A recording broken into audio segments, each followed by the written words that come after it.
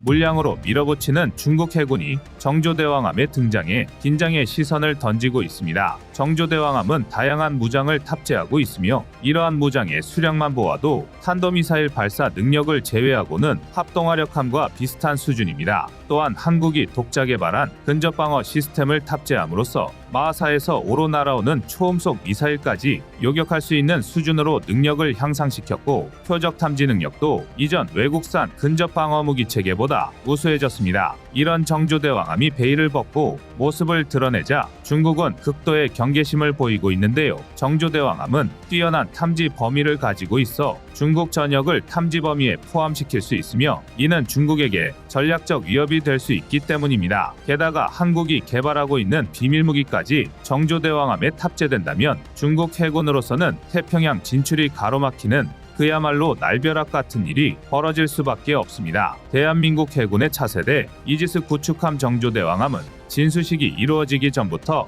해외 군사매체에서 가장 주목받는 함정이었습니다. 정조대왕함은 이미 진수가 이루어졌고 이제 전력화를 준비하고 있는 단계이지만, 전력화가 완료된다면 동아시아 해상 패권에 지각 변동을 일으킬 수 있는 무시무시한 스펙을 갖추고 있습니다. 당연히 가장 많은 관심을 보이는 국가는 정조대왕함을 상대해야 할 중국입니다. 중국 매체들이 앞다퉈 정조대왕함을 분석하며 주목한 것은 사드에 버금가는 탐지 능력과 방공 능력이었습니다. 그런데 최근 중국의 한 방송에 출연한 군사 전문가가 정조대왕함 뒤에 숨겨진 한국의 무시무시한 독침을 눈치챘다고 주장해 큰 화제가 되고 있다고 합니다. 심지어 정조대왕함의 진짜 정체는 중국 항모 전단을 노린 아시아 최강의 항모 킬러라고 주장까지 했습니다. 정조대왕함의 성능이나 위용이 대단하긴 하지만 중국이 지나친 호들갑을 떠는 것 같기도 한데요. 우선은 정조대왕함의 어떤 면을 보고 그런 생각을 갖게 됐는지 알아봐야 할 것 같습니다. 정조대왕함은 총 88셀의 VLS를 탑재하며 유일무이한 화력을 보유하게 되었는데요. 게다가 최신의 이지스 시스템을 탑재하면서 탄도미사일 탐지 추적부터 격추까지 가능해졌고, 대잠, 대함, 대공대지 전 영역의 전투 수행이 가능해졌습니다. 또한 기존 세종대왕급 구축함 등에서 사용하던 포그로그 방식 가스터빈에 HED 전기 추진 체계 2대를 더한 하이브리드 엔진을 탑재하면서 작전 수행 시간을 비약적으로 올렸고, 여기에 스텔스 선체 설계를 적용하면서 스텔스 성능을 대폭 강화했습니다. 정조대왕함의 스텔스 수준은 군사기밀이기에 공식적으로 발표되지는 않았는데요. 하지만 유사한 수준의 미 해군 알레이버크급 구축함, 직전 체계인 세종대왕급 구축함의 스텔스 성능을 고려했을 때 전문가들은 정조대왕함이 작은 어선 정도의 크기로 보일 것이라 추측하고 있습니다. 길이 170m, 폭 21.4m에 육박하는 초거대 전투 함정이 레이더상에서는 노이즈 수준에 불과한 탐지 면적을 갖는 셈입니다. 확실히 적과 아군을 가리지 않고 정조대왕함의 등장에 촉각을 곤두세울 만합니다. 여러분의 구독과 좋아요가 꺼리튜브 운영에 많은 힘이 됩니다.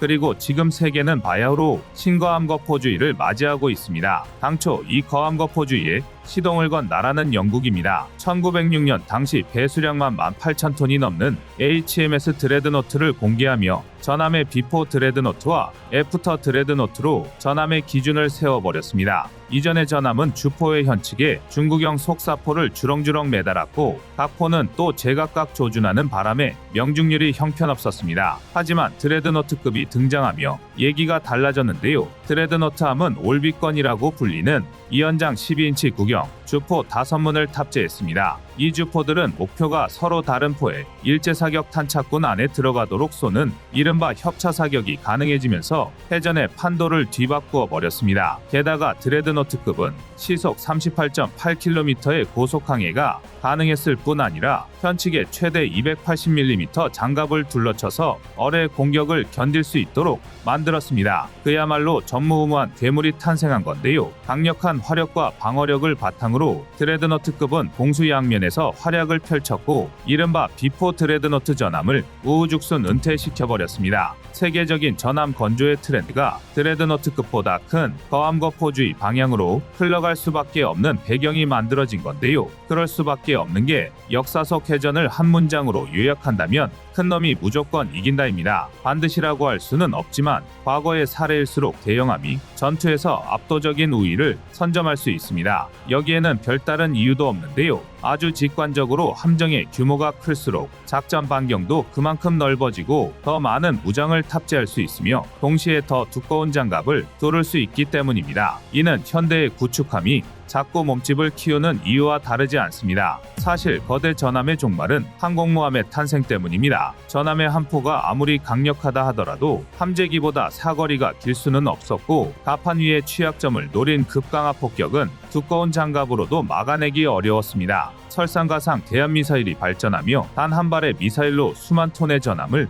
격침할 수 있게 되면서 가성비가 최악인 전함은 빠르게 역사의 뒤안길로 사라졌는데요. 이렇게 씨가 마른 전함에 빈자리를 채운 게 구축함입니다. 구축함은 항공모함의 천적인 잠수함 사냥에 특화되어 있는 함정이고 이지스 시스템이 개발되면서 대공전 능력이 비약적으로 향상되어 항공모함을 호위하는 주연급 조연의 역할을 톡톡히 해내게 되었습니다. 이런 구축함이 몸집을 키우기 시작했다는 것은 곧 구축함의 역할이 확대되고 있다고 해석할 수 있습니다. 김진영 전 해군 일함대 사령관 역시 같은 질문에 대해 지금보다 더 고성능의 대잠, 대공 레이더를 운용하기 위해선 구축함의 체급을 키워야 한다고 대답했습니다. 실제로 대한민국의 정조대왕함과 직전급인 세종대왕급 구축함의 가장 큰 차이 중 하나가 바로 대잠수함 바오소나인데요. 정조대왕급의 바오소나는 신형 저주파 선체 고정 소나를 탑재하면서 크기가 훨씬 커졌고 이에 따라 함정 체급 역시 키울 수밖에 없었습니다. 이는 비단 대한민국만의 경향이 아닌데요. 중국의 055형 구축함 역시 적에도 인공위성까지 추적할 수 있다고 주장하는 346B형 능동위상 배열 레이더와 사거리 300km의 HHQ-9B 함대공 미사일을 탑재하기 위해 만재 배수량을 13,000톤까지 키웠습니다. 바로 직전급인 052D형 구축함이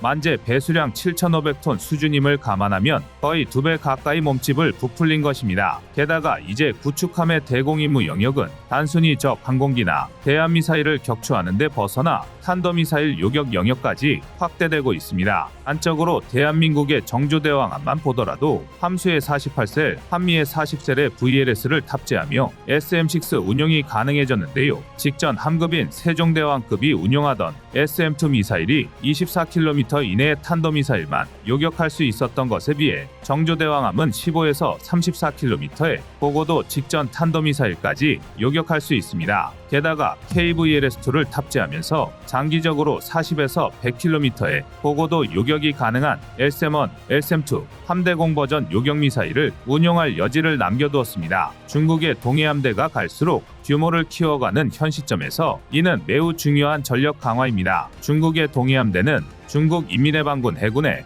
3대 함대 중 하나로 1949년에 창설됐는데요. 중국 함대 중에 가장 먼저 생긴 곳이기도 합니다. 사령부는 저장성 닝보에 있는데 작전구역은 동중국해, 즉 센카쿠 열도나 오키나와 대만 등인데 현재 중국 해군에서 가장 많은 돈을 쏟아붓는 곳입니다. 참고로 닝보기지에서 우리나라 제주도까지는 550km밖에 되지 않아서 갈수록 중국의 위협도 커가는 실정입니다. 평화를 원한다면 전쟁을 준비하라는 격언이 지금 대한민국의 바다보다 절실한 곳이 없습니다. 결국 우리가 미래의 전장에 대응하기 위해선 구축함의 규모를 키우는 게 가장 직관적인 방법입니다. 이는 대한민국이 추구하는 질적 우위에서도 해당하는 얘기인데요. 예를 들어 세계 각국이 개발 경쟁 중인 레이저 무기를 함정에서 운용하기 위해선 대량의 전력이 필요합니다. 레이저 무기의 가장 큰 장점은 뭐니뭐니 해도 초당 30만 킬로미터를 이동하는 지향성 에너지를 이용하기 때문에 마하 8.0의 극초음속 미사일도 쉽게 요격할 수 있다는 점입니다. 또 레이저 무기는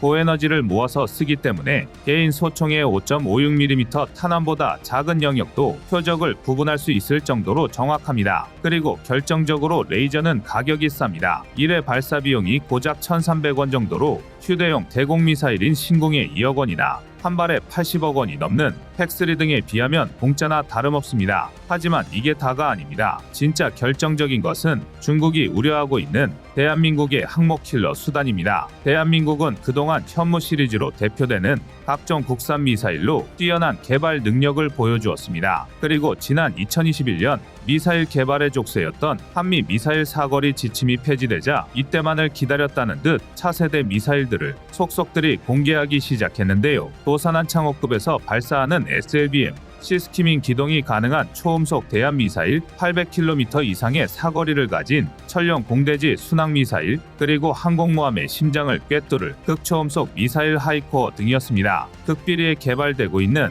극초음속 미사일 하이코어는 개발이 상당히 진행되어 내년에 시험 발사가 예정되어 있습니다. 앞서 언급한 중국 군사 전문가는 아직 발사 플랫폼이 공개되지 않은 하이코어가 KVLS-2가 장착된 정조대왕함의 핵심 무장으로 탑재될 거라고 추정한 것인데요. KVLS-2는 가로 세로 폭이 3m, 2.4m에 길이는 9.8m로 미국제 VLS 마크 41 중 가장 큰 스트라이크 랭스 모델보다 2m 이상 크게 제작되었습니다. 해당 발사대는 한미 미사일 지침 종료가 예고되자마자 공개되며 이미 한국에서 차세대 미사일과 발사대까지 준비하고 있었다는 사실이 드러났었습니다. 한국 해군에서는 더 커진 발사관으로 각종 대함, 대잠, 탄도 미사일 등 다양한 국산 미사일들을 운용할 계획이라고 밝히기도 했습니다. 그리고 만약 중국 군사 전문가의 추측대로 하이코어 극초음속 미사일이 세계 최강의 방어력과 탐지 능력을 갖춘 정조대왕함에 탑재된다면 중국 항모전단의 태평양 진출을 가로막을 장벽이 세워진다고 할 수 있습니다. 함정 숫자에서는 이미 미국도 넘어버린 중국이기에 한국 해군이 전체 배수량으로 중국 해군과 맞상대하기는 어렵습니다. 하지만 정조대왕함 같은 첨단 이지스 구축함과 하이코어 같은 무기체계와 결합된다면 중국이 감히 대한민국의 영예를 넘보는 일은 없을 것으로 예상됩니다. 여러분의 구독과 좋아요가 꺼리튜브 운영에 많은 힘이 됩니다.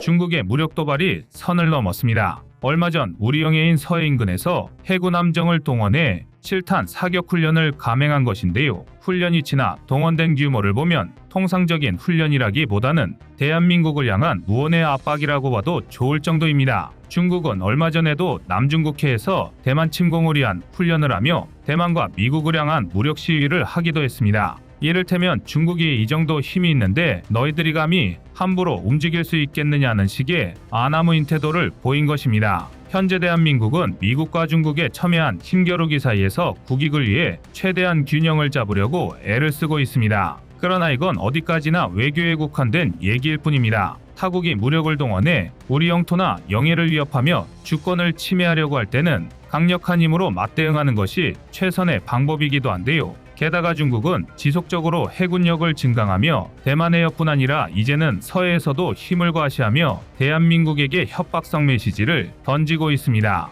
하지만 그런 협박이 언제까지 통할 수는 없습니다. 충남함 등의 최신 예호위함을 필두로 우리 해군 전력이 놀라운 성장을 하고 있기 때문입니다. 최근 울산 HD현대중공업에서 해군의 3,600톤급 최신 호위함 충남함이 진수식을 거행했습니다. 그런데 옆나라 중국에서는 충남함의 진수식이 이루어지자마자 이 새로운 호위함을 분석하는데 여념이 없다고 합니다. 지난 18일 인민망해 한국대양해군의 FFX-3 호위함이 진수되었다는 기사가 올라왔었습니다. 본 기사에서는 한국 해군의 FFX-3급 첫 호위함인 충남함이 진수되었다는 소식을 전하며 한국이 2027년까지 충남급 호위함 총 6척을 건조하여 대양해군을 구성할 계획이라고 전했습니다. 또한 충남급이 대구급을 훨씬 능가하는 아시아 최강의 호위함이라 불릴만한 성능을 갖추고 있다고 평가했는데요. 충남함과 일본의 최상급 호위함들을 비교하며 충남함이 함대함 미사일 성능, 함대지 포격 방공 역량에서 우위를 차지하고 있다고 강조했습니다. 충남급은 16셀의 한국형 수직 발사 시스템을 탑재하여 중국과 일본의 동급 호위함들을 능가하는 강력한 화력을 갖추고 있습니다.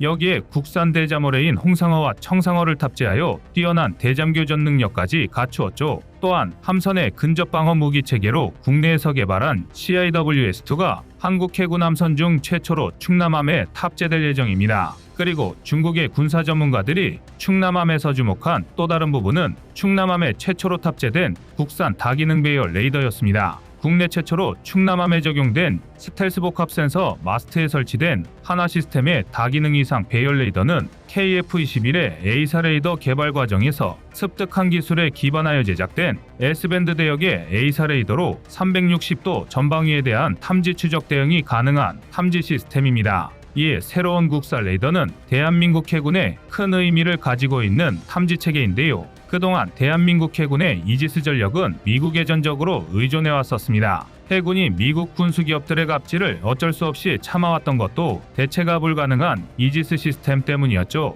하지만 KF-21의 개발로 대한민국의 레이더 기술이 비약적으로 발전했고 이제 국산 이지스 시스템으로 대한민국만의 이지스함을 건조하는 것이 가능해졌습니다. 그 시작이 바로 미니 이지스라 불리고 있는 충남함이고 충남함에서 실제로 운용하면서 완성될 국산 이지스 시스템이 대한민국의 차세대 이지스 구축함 KDDX에 탑재될 계획입니다. 바다에서도 자주 국방을 이루어내겠다는 우리 군의 원대한 계획의 첫 발걸음이 바로 충남함입니다. 이게 다가 아닙니다. 충남함이 등장이 더욱 반가운 소식이 될 수밖에 없는 건 중국이 서해상의 무력 도발을 감행하고 있기 때문입니다. 중국은 최근 서해 북부 해역에서 실탄 사격을 동반한 함정훈련을 자행했습니다. 그러나 이렇게만 말씀드리면 자세한 내막을 모르신 채 중국이 자국 앞바다에서 훈련하는 걸로 지나치게 호들갑 떠는 것 아니냐고 생각하실 수도 있습니다. 서해는 대한민국의 영해임이 명백하지만 동시에 중국의 황해와 겹쳐 있는 것도 무시할 수 없는 사실인데요.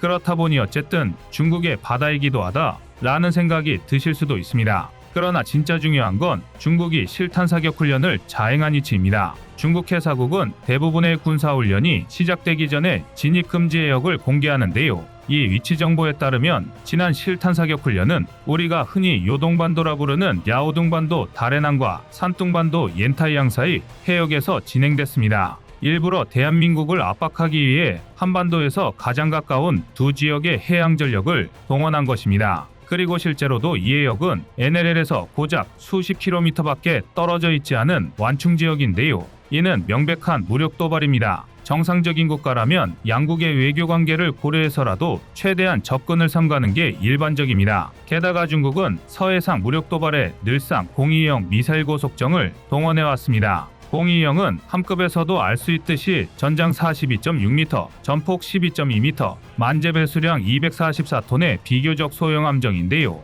1990년대까지 연안방어를 담당했던 구식 함정들이 대거 퇴역하고 2010년 중국의 대양해군 전략이 본격적으로 시작되기 전까지 약 10년간의 전력 공백을 메우기 위해 대규모로 생산된 함정입니다. 당시 중국은 정말 붕어빵 찍어내듯 022형을 생산해냈습니다. 022형은 대단히 공격적인 무장을 탑재하고 있는데요. 조금 노골적으로 말하자면 적 함정에 화력을 쏟아붓고 그대로 장렬히 산화하라는 수준입니다. 우선 022형의 가장 기본적인 무장은 AK-630입니다. AK-630은 분당 4,000발에서 5,000발을 발사할 수 있는 65구경 6열 게틀링 근접무기 체계로 러시아에서 개발되어 동구권을 대표하는 CIWS로 자리 잡았는데요. 022형은 함수 전면부에 탑재된 AK-630을 이용해 기본적인 대공대함 대수상 작전을 전부 수행합니다. 딱 봐도 상당히 빈약한 무장이라는 걸 알 수 있는데요. 당연히 이게 무장이 전부는 아닙니다.